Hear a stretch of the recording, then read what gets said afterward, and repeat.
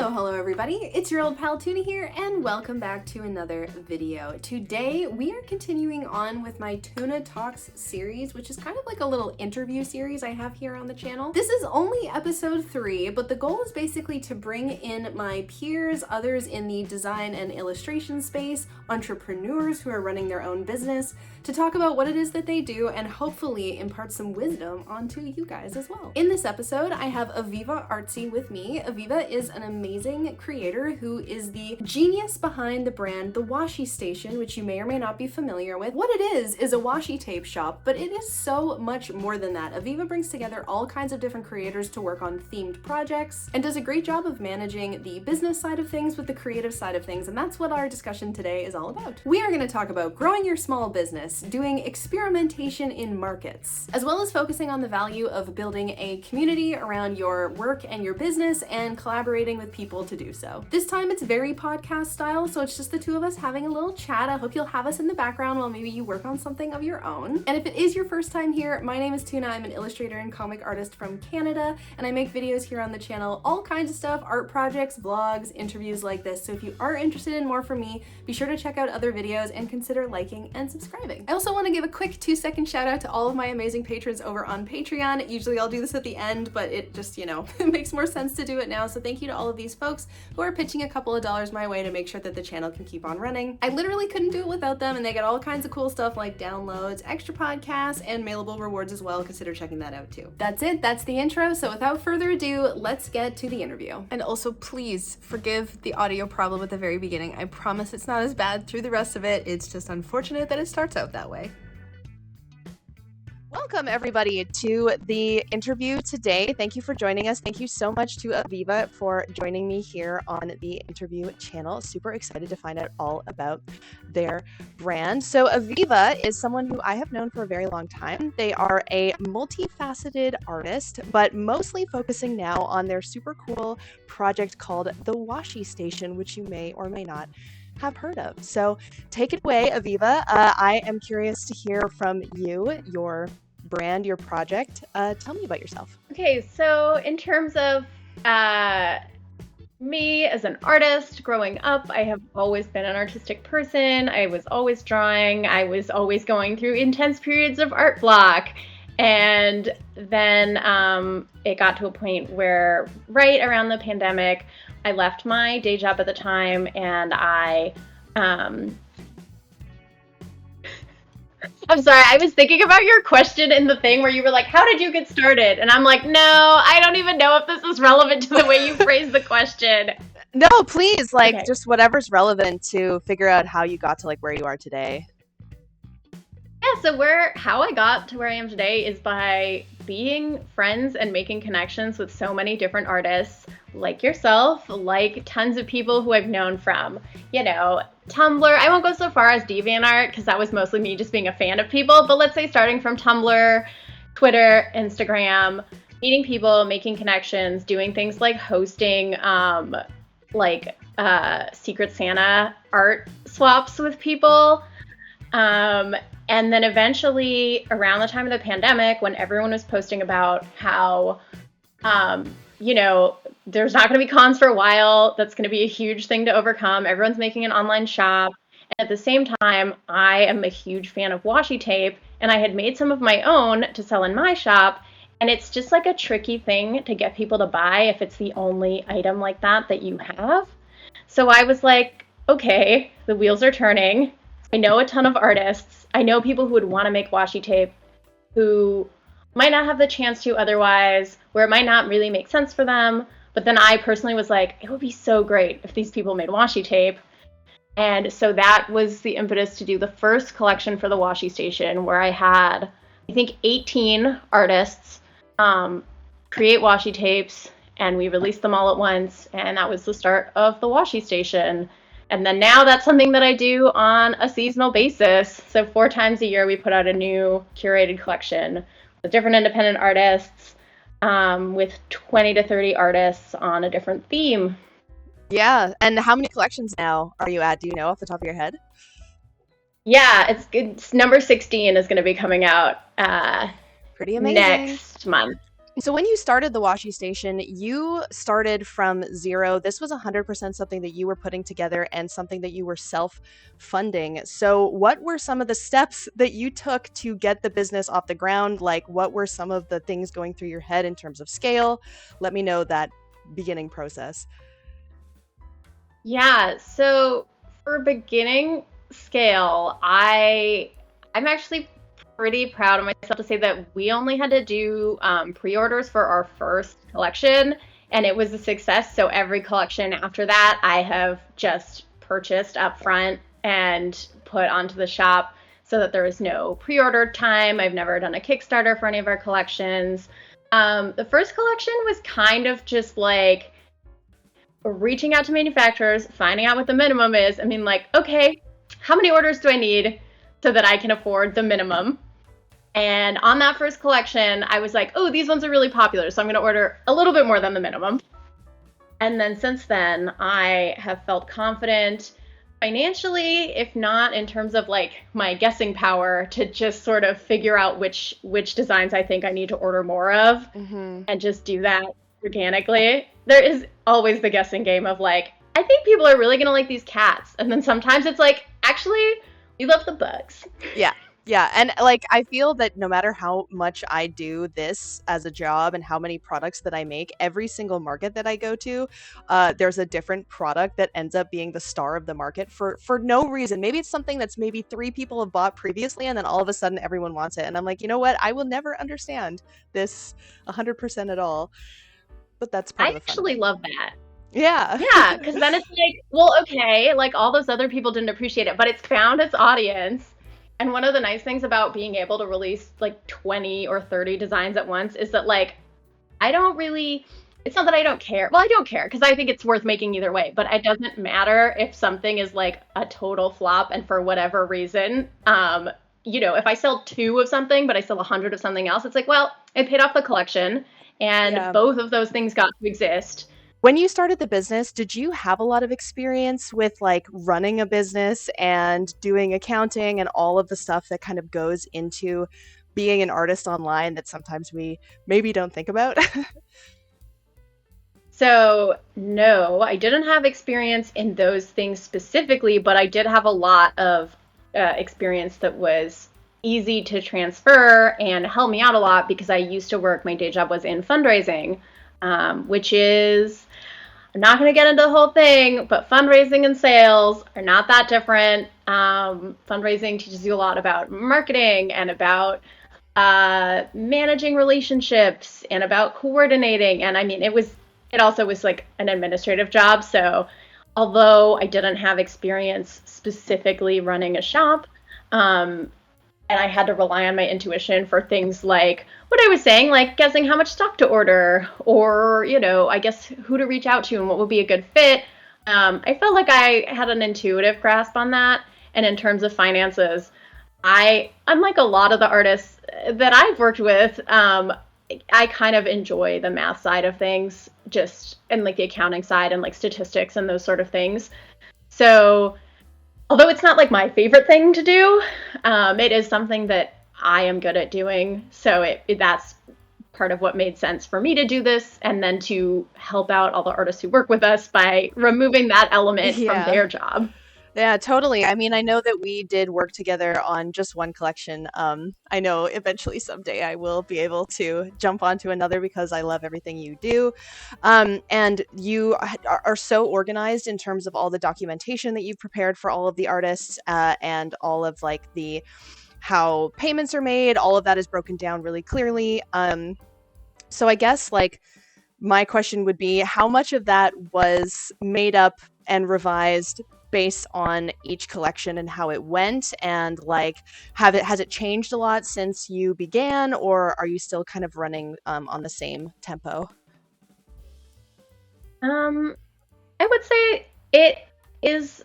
Um, It's been pretty much the same sort of process. I actually realized that someone messaged me today, and I have like a pretty in-depth but still accessible packet that I send to all of our artists. and someone reached out to me and was like, oh, I saw that the price for tapes was like so-and-so. And I was like, oh, that's actually updated, so I should update that. Right. So in that sense, because people are like, obviously I want to give people accurate information. And I think some people struggle to understand what I do or what we do at the Washi station, in that it is not like a print on demand service and it's really collaborative with artists, but hello, Nori. But I really want to make it as straightforward as possible for the people that we work with. Yeah. So that they pretty much just have to focus on, coming up with a fun idea and making the artwork. And I'm there to act as like an art director, to give technical advice. And then after that, like, I'm there to make finances as easy and straightforward as possible, to make everything just kind of, I take on all of those tasks so that our artists can just have fun with it. Mm-hmm. So it sounds like you kind of had a pretty clear vision going into the first collection, and then moving forward, like, it's been pretty smooth of a process, even as you've sort of scaled the business now up quite a bit from where it began. Yeah, right on. That's great. Right Well, on. what for you, what is like, as an art director and a manager, are you currently still the only main employee of the Washi station? So I'm the main like administrative person and creative person for the Washi station. A huge thing that I did was, starting last year, I started working with a fulfillment partner. So White Squirrel, shout out to White Squirrel and Andrea Yeah. and the team. They're so great. Totally. Have taken over my fulfillment, which was it. That is like kind of the main thing where, I had scaled to the point where, both time-wise and just like physically in terms of my body's limitations, I couldn't handle packaging all those orders and still be doing all the other things that I do. I don't know how interesting it is to people to know exactly what I do, but I think there are some people who are like, oh, well, all you do is just like post the shop listings, right? I'm like, So yeah, like the idea that running a shop and setting up a shop is like not a lot of work. I have been trying to set up my online store since I think March of this year, and I haven't found time to like take photos, make listings, and then not to mention like even just managing emails and stuff like that is such a huge part. And I know that White Squirrel does, I think, help with that customer service side of things.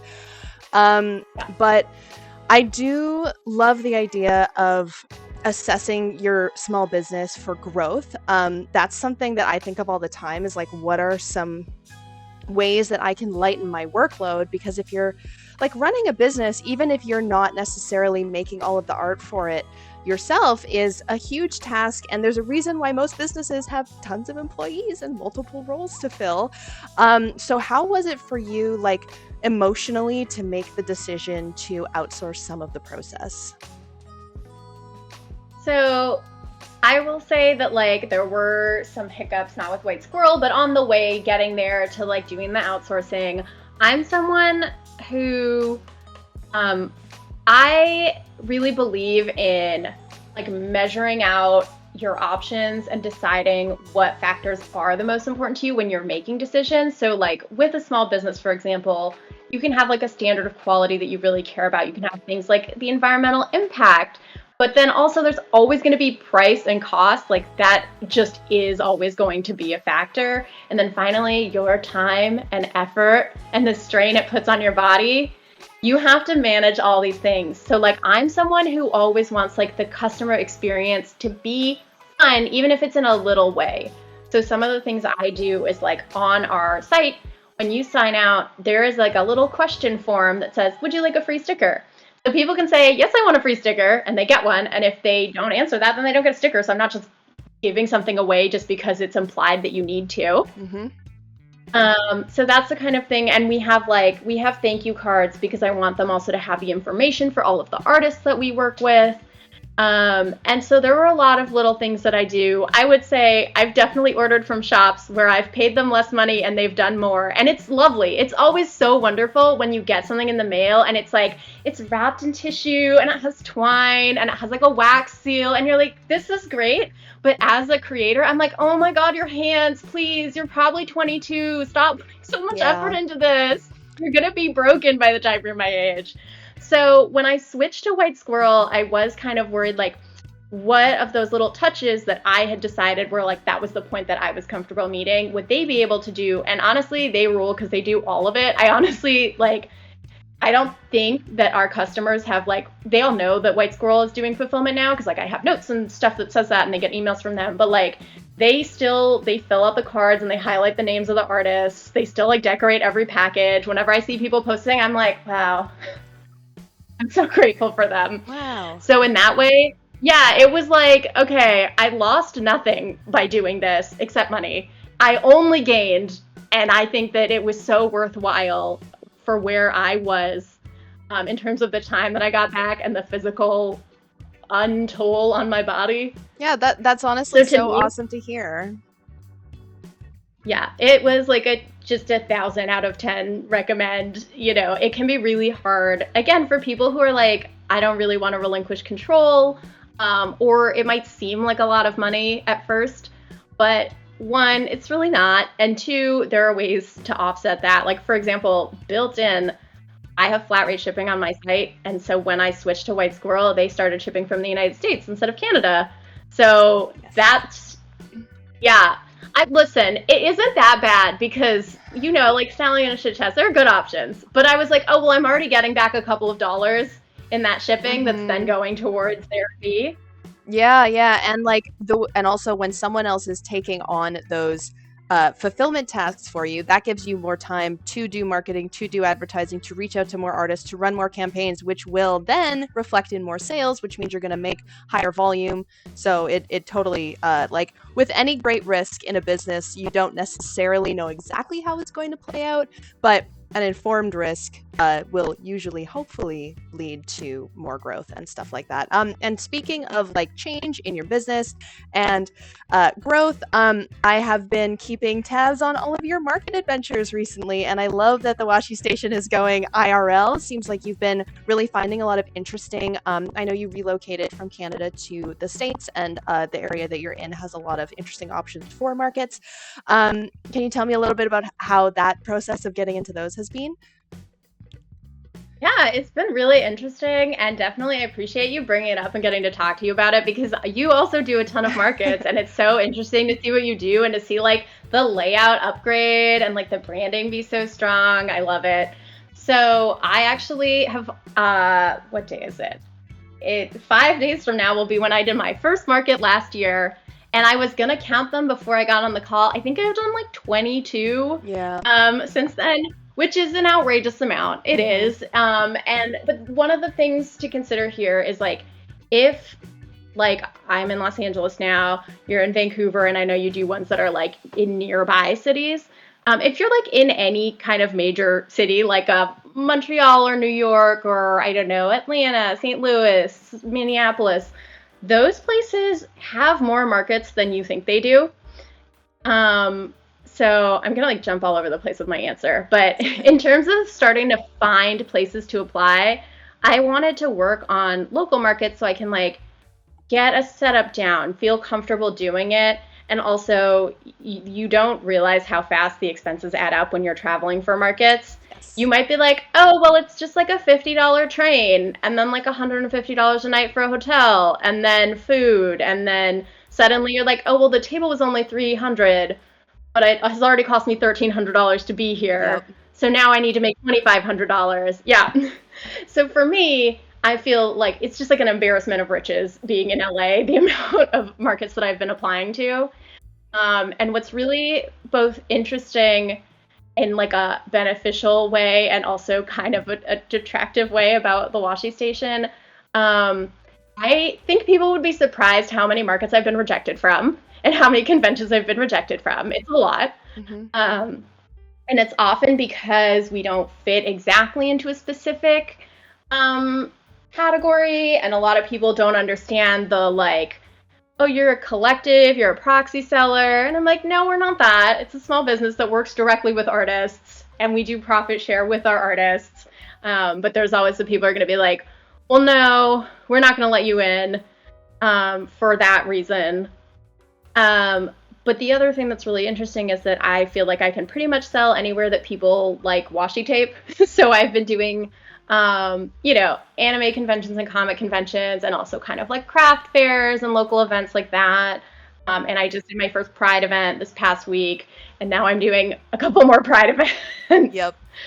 Um, Are you yeah. finding then that, like, because I also have been over the last 2 years, obviously getting really into markets and seeing that has been not only really kind of fun, but pretty profitable. And then there's the whole added like YouTube aspect where people are really interested in learning and seeing the behind the scenes of that sort of thing. But I do find myself wondering, like, sustainably, like the amount of life energy that is required to do 20 or more markets a year is intense. So are you planning then to continue having markets be a big part of the Washi station, or is this more of like an experimental phase? How are you feeling about it so far? We're definitely in an experimental testing the waters phase. Right now, I will kind of say yes to anything and be like, is this worth it? And I pretty much immediately, even if I had a great time, immediately after every market, I'm like making the pros and cons lists and like, would I apply to this again? And a lot of them, no, I wouldn't do again. But it doesn't mean that I didn't have a good time. I also had a similar feeling where, there's like there's a little bit of dip in markets after December, because there's a lot in December for the holidays. So like I got to the end of December and I like went to my partner's parents' place for Christmas, and I was like, oh man, I'm tired. Oh, I'm going to stop signing up for so many markets. And then I had one that was a 4-day convention here. It's an anime convention, so long days, 4 days in a row. It's not super close to here, so we had to drive. And I was dreading it leading up to it. I was like, why did I do this? And then I went to the convention, and it was so much fun. And everyone was really nice, and it was a great environment, and I made a lot of money. And then I was like, okay, well, now I want to sign up for more conventions. Yes, all you need is one good convention to remind you why you continue to do it, and you're like, okay, make us all the other ones worthwhile. And I completely agree.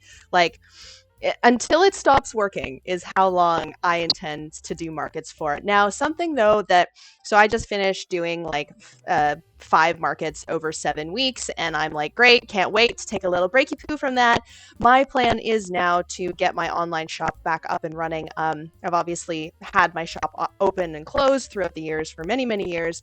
But I am curious, you are a consummate online shop runner. That is the bread and butter of the business. So what are some of the differences for you between running an online shop and doing the markets? Like, what are the main things that come to mind when I say that?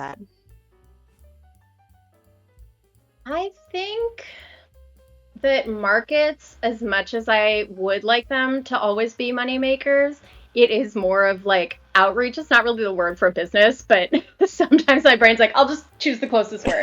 Outreach, so it's a bit more work, yep. Well, let me tell you. Have you heard about the Washi station? Yeah. It's a little bit of that, and like getting our name out there, and kind of working on like if someone sees me at enough markets, eventually they'll be like, all right, this is the one. Versus online, we have a model that I do find extremely sustainable and that I really like, which is that, as I mentioned, so we do 4 main collections a year. So far this year in January, we did a Lunar New Year, Year of the Dragon collection with all API artists. In April, May, we did a cookbook collection, which was all different food themed designs. And we also had a Rizo zine with that one.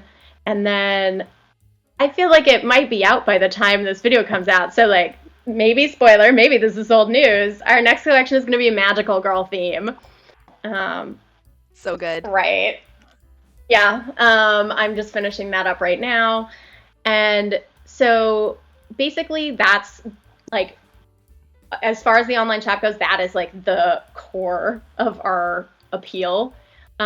Is that we do have a tremendous amount of like really loyal customers and like fans who, will sign up to our newsletter or be in our Discord, which is very active, and get excited about these collections that come out.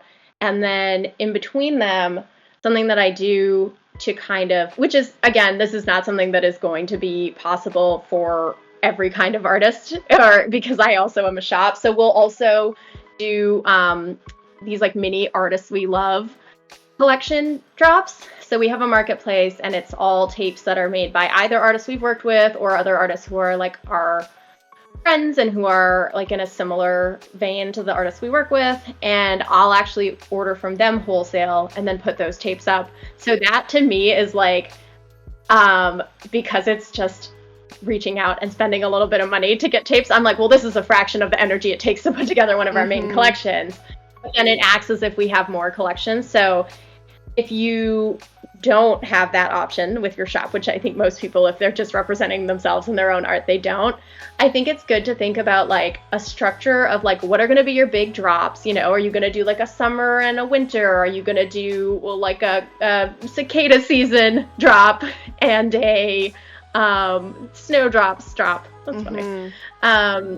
Then you have to figure out what you're going to do in between that time to get people to your site. It's really interesting that you mentioned that, because it kind of reflects on sort of everything about being an artist online. It's all about showing up. It's all about consistency. And so it's like, how do you create that consistency without overworking yourself? It's kind of what I'm hearing, like showing up between major drops without, I don't know, like I feel that so much of social media, and why social media is kind of in this weird flux state right now, is that we're all kind of selling really hard at each other a lot of the time. And so it's like, how do you find a way to make that fun for people? And it sounds like community is a really core aspect of you as a person and everything that you've done to build like the Washi Station, talking about connecting with fellow artists, and then talking about like the Discord, building a community there. And that's really challenging to do. So props to you for being able to manage that and create like the shop experience. It's more than just a shop. It sounds like it's like an art project unto itself. Well, I would never have described it that way, but I really appreciate you saying so. That's great. Yeah, I do like it because I think what's really fun is that because we've worked with so many artists, there are so many different ways that people might find us and then be like, okay, well, like, I came here because I want to see this Linnaeus Sterte, like, frog washi tape. But then, like, oh, there's Tuna, and I know Tuna, and there's Death P Sun, and I know Death P Sun. And I think that is very fun. And I appreciate you. Yeah, the community piece is a big element. Because if I'm being perfectly honest, just like fully 100% me as a person, I'm like, I go on social media to sell tape. I post on social media to sell tape. I go on social media to talk to my friends and to watch videos of cats. Yes. But I post to sell tape. Yeah, and I mean, clearly it's working for you. So, you know, if anybody is watching this and is interested in like a case study for a really successful small business, I think it's always really valuable to assess how people are showing up and go look at someone's feed and like get a sense of, you know, how their shop is set up, how the feed is set up, what's the posting schedule like are there reels, are there still photos, how are we connecting and growing the business? Because like there's only so much that you can say, and you know, even when we're self-reflecting on how we run our business, there's still things that we're kind of doing intuitively that we wouldn't necessarily know how to share with words. So yeah, just a little tip, go check out the Washi Station because it's good stuff. I'm curious as well. Think about my posting schedule. Well, and that's kind of the beauty of it too, because if you aren't that consistent, but it's still working, because, you know, a lot of people will feel, oh, I got to post every single day to be relevant on social media. But like, that's not true. If you play the game in the way that suits you, you'll be able to maintain it for a longer period of time, and you'll do something unique that will work. I like to hope that people are just kind of like, oh yeah, like, what are they up to? When's the new collection coming out? Like, that's how I would like to be thought of, rather than just being like, I need to see this every day, because I'm like, no one does. It's fine. Yeah, interesting. So what you've been doing this for a while now. This is how many years? This is year 4. Year 4. You have dabbled in a lot of different things to make the business happen. What have been some of your favorite parts about running the business, and what have been your least favorite parts about running the business? I think like building community is always a part of it. So I do think like if there was like a single experience, it's great. It's when I go to a convention or I happen to meet an artist and I am excited about potentially working with them. And they're like, oh yeah, I've heard of you guys. Like, I'd love to. That's like, to me, that's like my number one level of success. And I'm like, yes, it's all coming together. In terms of least favorite, man, I hate having to do so much graphic design. Interesting. Yeah. It's relatable. Like, obviously, when we specialize in one thing or another, and then we realize that we have to wear every single hat for the business, though some of those hats don't fit quite as well as others.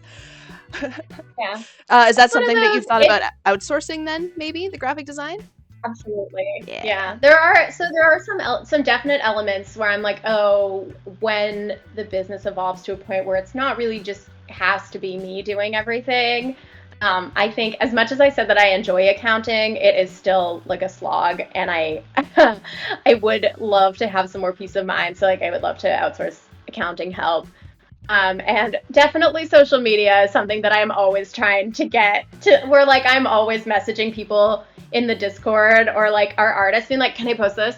Can I post this? Because I don't want to have to always be the one being like, okay, this photo's ready. Mm-hmm. I mean, that kind of segues nicely into the next question that I had on the list, which is like your goals for growing the Washi Station over the next few years. Like, have you given a lot of, do you plan super far in advance for the business? So I don't plan in that way, but there are kind of like pie in the sky goals that are always there. I think the dream for any kind of business would be to be more able to succeed passively. Like we already have a huge catalog. It's been, like I said, 4 years. We're going on to collection 16, right? Yeah. And so there's like over 300, I want to say, designs that are available like right now on our site. And even though I don't want to just be like, okay, now I'm going to switch tracks and all I'm going to do is like give Meta money and give Google money to try and advertise as much as possible, because that's not the way I'm interested in acquiring business. Mm-hmm. I would love to get to that point. I would love to have us be in more stores. And figure out how to make that more feasible. But I never want to stop doing like the regular collections, because I think that is like what is the most fun and exciting about the Washi Station. And I never want to stop like working with new and different artists who are, it's a combination of like every so often, okay, wait, I'm like, let me look at the wall. This is Deb JJ Lee. This is Natalie Anderson. This is Lara Carson. And I've worked with Natalie and Joey, and then I'm working on Lara. And so every so often it's like, okay, someone will agree to work with us, and it still feels like a huge like get and is so exciting. But I never want to stop working with people who just like come up to a table at a festival and are like, oh yeah, I'm an artist too. I'm like, well, show me your work. Okay, this is great. Like, this is not out of your range of things to do, is to also design beautiful things. Yeah. And like, you don't want to create this like, oh, we only let the super cool, like, 100,000 plus Instagram follower artists in. Like, it's not about that. It's about art. And so that can be anybody. And yeah, truly a great example, because we have worked with tons of artists where it like, I don't know about you, but it gets to a point where when you meet people at like conventions and you meet them online and you're friends with so long, you're like, oh yeah, like I forget that people who I see on a regular basis have like 200,000 followers, because it simply doesn't matter that much. And like, I wish I could, like, not only does it not matter like in life, in the world, but unfortunately on social media, it doesn't matter that much either, because it doesn't guarantee that they'll have sales or engagement. I mean, like, I know people look at my follower count, they're like, wow, you're such a big deal. And I'm like, 1,000 people see my posts. Like, it's a 1% of those people are actually engaging. So I know, like, this could derail our whole conversation to be like, oh yeah, my post performed really well because 2,000 people saw it. That's really interesting because I have 17,000 followers. Thank you so much, Instagram. Thank you. Yeah. Anyway, but my point just being that some of the artists that like I have been so excited to work with, like, year over year, and who have always had really, really popular designs, have like 1,000 followers. Like, that's not what, and that's like a nice thing about the Washi station is like, well, you might have gone to the website because someone with 100,000 followers posted it, but that doesn't mean that's the tape you're going to buy. You're going to buy the one that speaks to you. Mm-hmm. Absolutely. Yeah. I feel like that kind of wraps up. There are more things that I'd want to ask you, but it's going to start kind of meandering all over the place. And I feel like we've got a pretty good, like arc of conversation going on here. So I will invite you. I'll invite you. Just like, do you have any other thoughts, like anything at all that you feel like you want to share or that you want to talk about before we kind of wrap things up here? I think the number one thing is like what I talked about earlier is that in running a business, regardless of what you're doing or what you're focusing on, if you have an online shop, if you are tabling, if you mostly do wholesale, if you exclusively do work for hire, you just have to always be balancing out what is most important. This is where I will mention that part of the reason why all I do for the Washi, I mean, not all I do, but the visual element that I do is art direction and graphic design is because I gave myself horrible RSI, which is repetitive strain injury, from packing orders. So that's why I had to get someone else to do it for me, and why I haven't been designing for like a couple years now. But I still get to do this big element, but I don't want other people to have to only do one thing because they weren't planning ahead and weren't thinking about the toll that it would have on their body. So when you think about that, you're like, oh, well, of course I was extremely excited to pay a very competent fulfillment company to take over that element for me. And on the same way, it's like, okay, you might be like, if I print and cut all of these stickers myself on the Cricut or whatever, right? You know exactly where I'm going with this. You're like, you might be like, well, yeah, it cost me like 10 cents a sticker and like I get to control the quality. But trust me, it's having an effect on you that you need to also account for. Sometimes maybe just make a little bit less, like you still want to have good profit margins, but factor in what it's doing to your body into that whole element. And we are not the spring chickens that we may have once been. And as the years wear down on us, like all of these things, like my back's been killing me, like these conventions back to back, it's no good. And you want to stop before you hit that literal, perhaps crippling issue. Well, that's a downer note to end things on. Just kidding. Why don't you, I'm not entirely sure, viewers, when this video is going to be released, sometime June or July, but you mentioned the new series that's the Magical Girls. When does that drop? Yeah, so I'll just do like a kind of general, and you can cut out whichever ones have already passed. Cool. So our next collection is going to be a Magical Girl collection. It's going to be coming out in mid-July. And in terms of events as well, in July I'm going to be at, hold on, I have my calendar literally right here. I'm going to be at RuPaul's Drag Con, which is in LA, at the LA Convention Center. I know, right? Fun. Friday and Saturday, July 19th and 20th, and I'm tabling there with a bunch of really fun artists who I've worked with and a very cool arts collective here in Los Angeles. So I'm going to be there with like Mo McMasters, Mystery Ann, Gentle Thrills, and Nova Community Arts. Then the following weekend, Friday, Saturday, Sunday, I'm doing Midsummer Scream, which is, are you familiar with this one? It is a horror convention. Yeah, so I'm going to bring all of our spooky stuff. And I'm also going to be tabling with Mo McMasters for that one. And then in August, I'm going to be on the East Coast, and I'm going to be doing Yoseka Stationery, who are like an iconic stationery shop in Greenpoint, Brooklyn, are hosting their first ever stationery festival. And so I'm very excited to be there. And that's going to be where I will try to level up all of my branding and my brand story. So if you're on the East Coast, please come out to that one. I think it's going to be so much fun. Tickets are really cheap, and there's a bunch of really interesting workshops as well. There's also like all the big stationery names are there, like Sailor and Pilot and Superior Labor. I'm very excited. I was just thinking, I know, right? I was like, should I spend more or less money than I hope to make? Yeah. Totally. So that one it's during the week. It's a Wednesday, Thursday, Friday, August 7th, 8th, and 9th. And then finally, I'm going to be at FlameCon, also in New York, which is the following weekend, August 17th and 18th. And then other than that, we're just at the Washi Station on Instagram and Twitter, and thewashystation.com. We have a newsletter that you can sign up to at the top of our shop header, and you always get 10% off if you sign up for the newsletter. We send out updates once or twice a month. We'll talk about whenever we have a new launch or if we have something fun coming up. But we don't spam you because I don't really like reading the emails. I think they're good, but they're a lot of work. Awesome. I'll definitely drop links to the website, links to social media down below in the comments. So if you are interested, there's going to be a direct link there. Hop over, buy some tape, check some stuff out.